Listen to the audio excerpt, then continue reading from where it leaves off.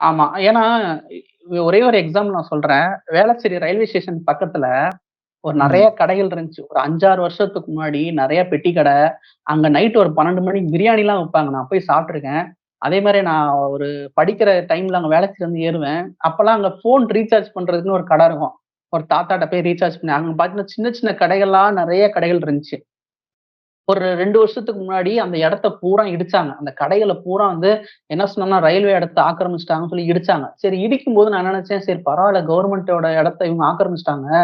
சரி அங்க அந்த இடத்துல வேற ஏதோ ஹாஸ்பிட்டலோ, இல்ல ரயில்வே சம்பந்தமான ஏதோ வரப்போது அப்படின்னு நெனச்சுட்டு இருந்தேன். இப்ப ம். ரீசென்ட்டா ஒரு ஜனவரி டிசம்பர் 2023ல பார்க்குறேன். கோர் ஆஃப் ஃபுட் ஸ்ட்ரீட் ஒரு ஸ்ட்ரீட் போட்டு ஒரு கார்ப்பரேட் கல்ச்சர்ல அது வந்திருக்கு.